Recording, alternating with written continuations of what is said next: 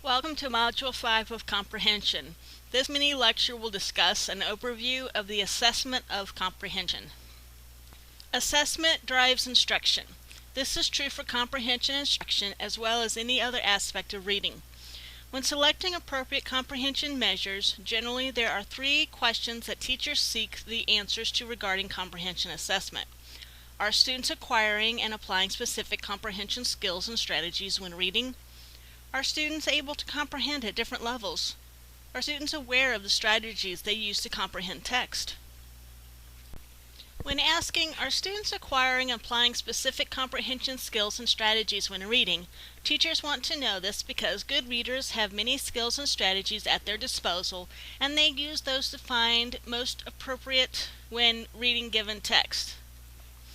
The teacher wants to make sure that all students are acquiring and applying these skills and strategies because both will help students become able readers.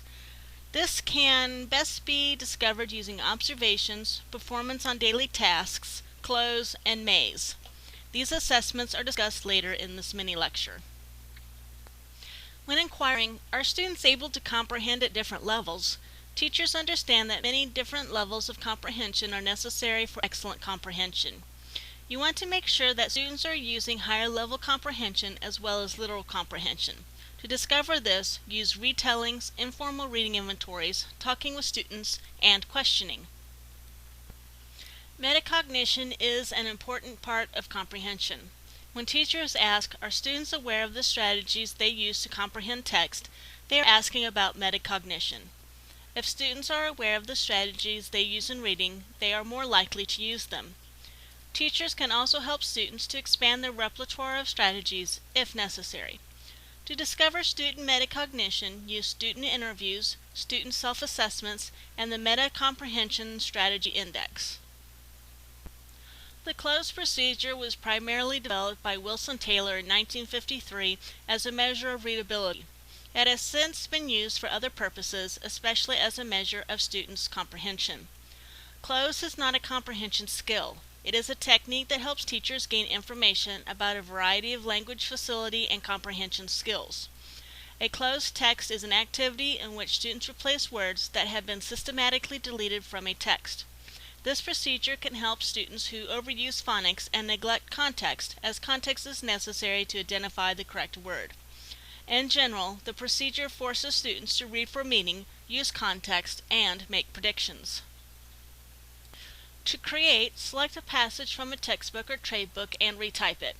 The first sentence is typically exactly as it appears in the original text, but beginning with the second sentence, one of the first 5 words is deleted and replaced with a blank. Then every 5th word in the remainder of the passage is deleted and replaced with a blank.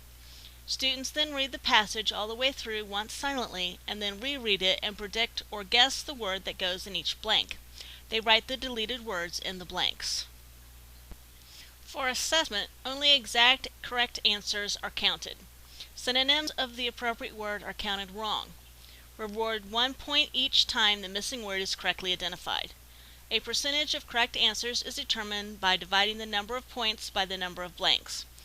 While some experts in the field have slightly different percentages for independent, instructional, and frustration levels as seen in the chart, they are very similar. Personally, I use the scoring guide provided by Vaca, and Moratz, which is the same as Tompkins. I have provided a sample Cloze procedure from a science textbook along with the lecture notes for this module. Some teachers prefer to use maze instead of a Cloze procedure because they find it easier for students to use.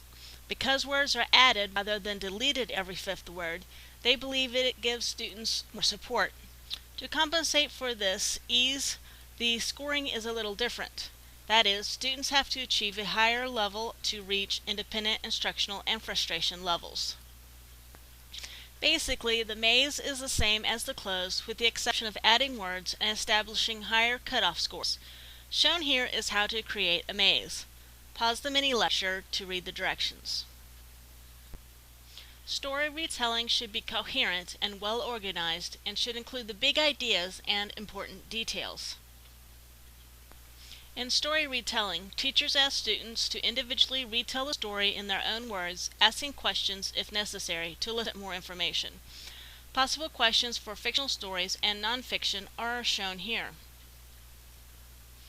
You assess the retelling using a scoring guide that you mark as the student retells the story.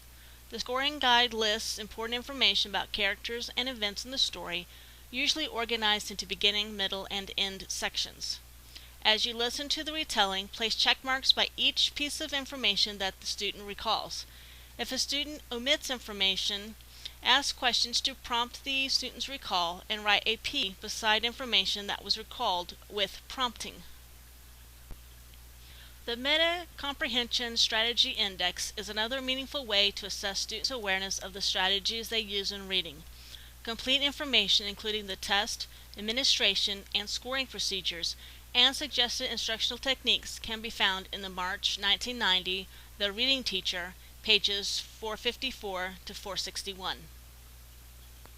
Teachers can use commercially available tests to measure students' comprehension. Here are two tests that are commonly used in K-8 classrooms. These tests provide valuable information about whether students meet grade-level comprehension standards. In the informal reading inventories, I personally use John's Basic Reading Inventory. Unlike the other inventories, the Basic Reading Inventory has passages preschool through 12th grade. It also has longer passages for assessing higher ability students or older students. Teachers assess students' motivation in several ways. They observe students as they read and write, read entries in the reading logs, and conference with them about their interests and attitudes. At the beginning of the school year, or when new students arrive in the classroom, teachers often have students complete interest inventories with lists of things they're interested in, types of books they like to read, and favorite authors. The listed surveys assess students' motivation.